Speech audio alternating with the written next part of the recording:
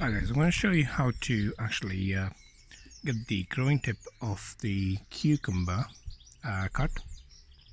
So as you can see on this cucumber plant, we have about 7 leaves. Well, it's coming to 7 or 8 now. So what I want to do is I want to actually bush it out. So if I just show you as a chili plant, I sort of want it to bush out rather than just go on the top. So what I want to do is you're only going to do this when it's got at least 7 leaves.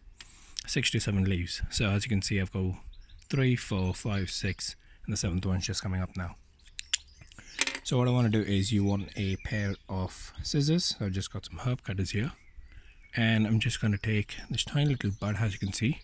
Now you can feel your way through there, and just going to snip that. Now all that might be harsh. What it's going to do is it's going to start bushing out rather than just go straight onto the top. And then eventually you will see, this is a chili plant as an example, it should then start branching out and you should get a really good bushy tree rather than straight up. Okay,